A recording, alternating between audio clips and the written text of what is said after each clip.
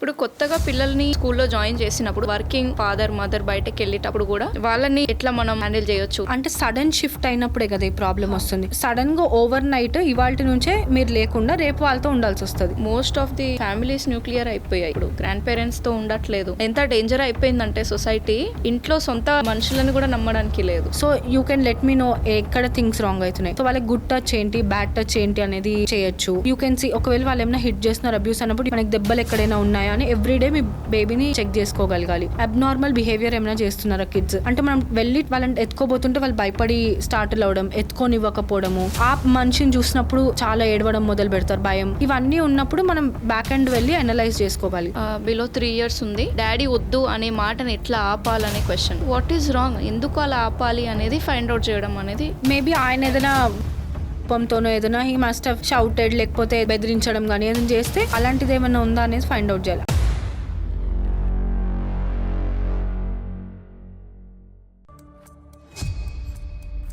Hello శ్వేత గారు, ఎలా ఉన్నారు? హాయ్ సౌజన్య గారు, very very good. I'm glad that you have called me here. Thank you so much for coming. ఇప్పుడు కొత్తగా పిల్లల్ని స్కూల్లో జాయిన్ చేసినప్పుడు సపరేషన్ యాంగ్జైటీ అనేది ఉంటుంది. ఈవెన్ వర్కింగ్ ఉమెన్ లేకపోతే ఫాదర్ మదర్ బయటకు వెళ్ళేటప్పుడు కూడా పిల్లలు చాలా ఏడ్చేస్తుంటారు, సపరేషన్ యాంగ్జైటీ అని చెప్పి. వాళ్ళని ఎట్లా మనం హ్యాండిల్ చేయొచ్చు, ఎట్లా చేసుకుంటాం మరి? సో వాళ్ళకి అంటే సడన్ షిఫ్ట్ అయినప్పుడే కదా ఈ ప్రాబ్లం వస్తుంది. సో వాళ్ళని స్లోగా ట్రాన్సిషన్లోకి తీసుకెళ్ళాలి మనం. అంటే ఇప్పుడు మీరు ఐదర్ ఒక బేబీ సిట్టర్ లేదా ఒక అంటే మనం నానీస్ ఆర్ కామన్లీ లేదా గ్రాండ్ పేరెంట్స్ దగ్గర వదిలిపెట్టి వెళ్తూ ఉంటారు. సో సడన్గా ఓవర్ నైట్ ఇవాళ నుంచే మీరు లేకుండా రేపు వాళ్ళతో ఉండాల్సి వస్తుంది. ఇలా ఉన్నప్పుడు వాళ్ళతో కమ్యూనికేషన్ ఉండదు కదా.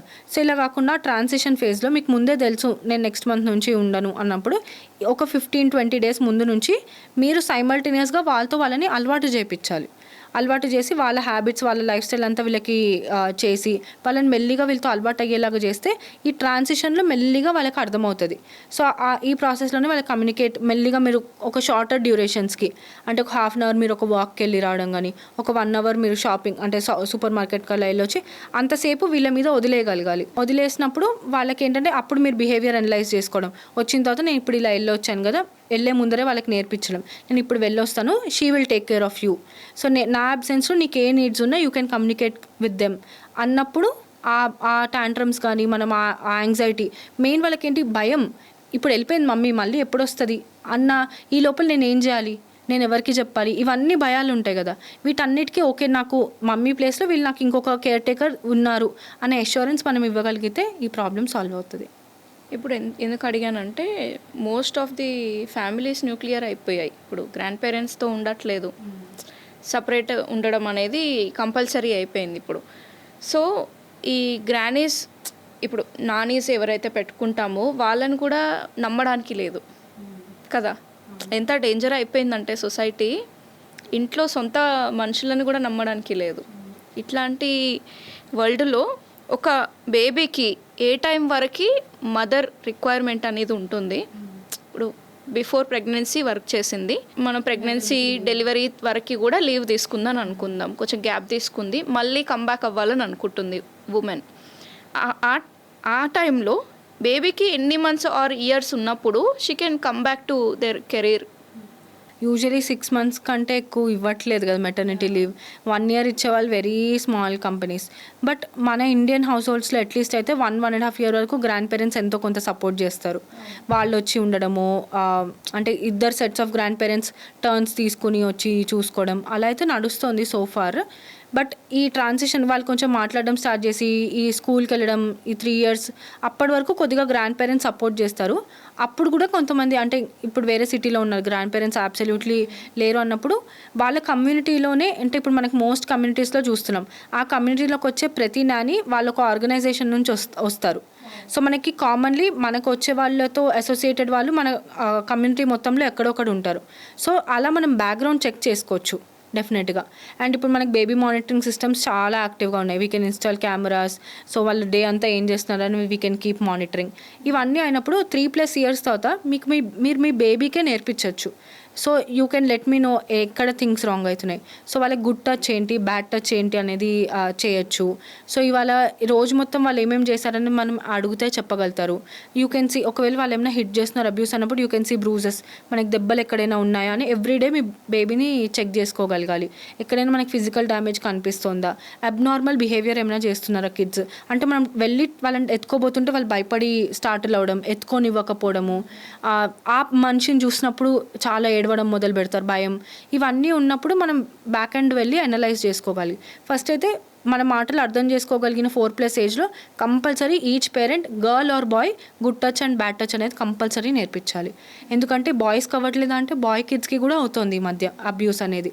సో ఈచ్ కిడ్కి మీరు ఏవి సేఫ్ పార్ట్స్ టు టచ్, ఏవి అన్సేఫ్, ఎవరెవరు మిమ్మల్ని టచ్ చేయగలరు అండ్ అనేది ఈ చైల్డ్కి కంపల్సరీ నేర్పించాలి. ఎందుకంటే మా కమ్యూనిటీలోనే ఒక పేరెంట్ అడిగిందనమాట, మా పాప 3 years అనుకుంటా,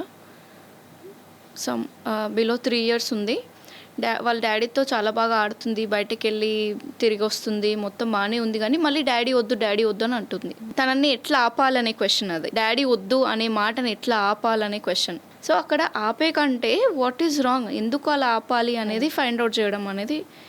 మేబీ ఆయన ఏదైనా వర్క్లో కోపంతోనో ఏదైనా హీ మస్ట్ హ్యావ్ షౌటెడ్, లేకపోతే ఏదైనా సడన్గా బెదిరించడం కానీ ఏదైనా చేస్తే, సో నెక్స్ట్ టైం నాకు ఏది కావాలని అడిగినా కూడా డాడీ తిడతారేమో అన్న భయం ఉండిపోయి ఉండొచ్చు. ఆర్ ఇఫ్ నాట్ ఏదైనా గాడ్ ఫార్బిట్ ఏమైనా కొట్టారేమో, వీ డోంట్ నో. సో అలాంటిది ఏమైనా ఉందా అనేది ఫైండ్ అవుట్ చేయాలి. Again transition.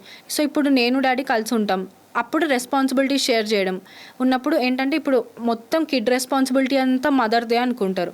But as parenting అంటేనే ఇద్దరు పేరెంట్స్ ఇన్వాల్వ్ అయి ఉంటారు. So certain set of activities ఇద్దరు డివైడ్ చేసుకున్నప్పుడు కిడ్స్ ఏ పేరెంట్తో అయినా ఉండగలగాలి.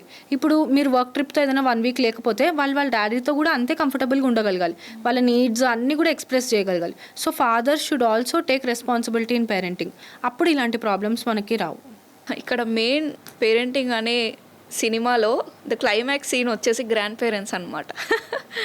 అయితే ఇద్దరు పేరెంట్స్ రెడీ అయిపోయారు, మంచి కాన్షియస్గా ఉంటున్నారు, పేరెంటింగ్ బాగా చేస్తున్నారు. కానీ గ్రాండ్ పేరెంట్స్ దగ్గరకు వచ్చేసరికి మీరు ఎంత జంక్ ఫుడ్ ఆపినా, ఎంత షుగర్స్ సాల్ట్ ఐటమ్స్ ఆపినా, ఎంత టాంట్రమ్స్ మేనేజ్ చేసినా, మీ ఎమోషన్స్ కంట్రోల్ చేసుకున్నా, వాళ్ళు ఈ సీన్లోకి ఎంటర్ అవుతారనమాట. గ్రాండ్ పేరెంట్స్ మేము కనలేదా, మేము పెంచలేదా అనే ఒక డైలాగ్తో స్టార్ట్ చేస్తారు.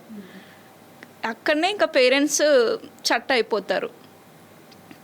ఈ సిచ్యువేషన్ ఎట్లా హ్యాండిల్ చేస్తాం మనం ఇంట్లో ఒక జాయింట్ ఫ్యామిలీలో ఉన్నప్పుడు, లేకపోతే ఏదైనా ఫ్యామిలీ ఫంక్షన్స్లో కలిసినప్పుడు. సో ఇక్కడైతే ఐ వుడ్ సే 100% గ్రాండ్ పేరెంట్స్దే తప్పు. ఎందుకనంటే వాళ్ళు ఏమనుకుంటారంటే మదర్ చైల్డ్ని హామ్ చేస్తుంది అనుకుంటారు. ఏ మదర్ వాళ్ళ చైల్డ్ని హామ్ చేయాలనుకుంటుంది? ఇప్పుడు నేను షుగర్ పెట్టను అని అంటే అది నా చైల్డ్ హెల్త్ కోసమే.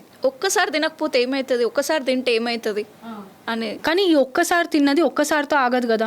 ఇప్పుడు ఇది ఎప్పుడు వస్తుంది? సమ్మర్ హాలిడేస్కి గ్రాండ్ పేరెంట్స్ ఇంటికి వెళ్ళి వస్తారు. ఇక్కడ వీళ్ళు బిల్డ్ చేసిన రొటీన్ మొత్తం ఆ ఒక్క 1 monthలో డెస్ట్రాయ్ అయిపోతుంది. ఇక్కడ ప్రాబ్లం అది కదా. అక్కడ 1 month టైం ట్రై చేసినది వాళ్ళ ఎవ్రీడే అడుగుతారు ఇక్కడ. ఇప్పుడు మీరు ఇంత కష్టపడి వాళ్ళని ఎడ్యుకేట్ చేసి, ఎందుకంటే చైల్డ్ బ్రెయిన్ ఆ కెమికల్కి రెస్పాండ్ అవుతుంది, ఆ షుగర్ డోపమిన్ ఇస్తుంది, వాళ్ళు షుగర్ అడుగుతున్నారు. కానీ వాళ్ళు దాన్ని ఓకే వీళ్ళు తింటే హ్యాపీగా ఫీల్ అవుతున్నారు కదా అని హ్యాపీనెస్కి అసోసియేట్ చేస్తున్నారు. ఆ హ్యాపీనెస్ ఇవ్వడానికి మీరు కూర్చుని మంచి ఒక వాల్యూస్ ఉన్న ఒక బుక్ నేర్పించండి, ఒక మంచి స్కిల్ నేర్పించండి. మనకి ఎన్నో తెలియనివి వాళ్ళ దగ్గర చాలా మంచి విజ్డమ్ ఉంటుంది, అట్లాంటివి నేర్పించండి. అలా కూడా మీకు బాండింగ్ డెవలప్ అవుతుంది. ఇది చాలా ఈజీ వే కదా. ఒక చాక్లెట్ కొనిచ్చేసి బైక్ మీద తిరిగి ఒక ఐస్ క్రీమ్ తినిపించేస్తే ఓకే తాత నన్ను రోజు బండి మీద తీసుకెళ్తాడు, నేను తాతతోనే ఉంటాను అని అంటే వాళ్ళకి హ్యాపీనెస్. ఈ ఒక్క షార్ట్ టర్మ్ హ్యాపీనెస్ ఇంటికి రాగానే సిక్ అవుతారు పిల్లలు.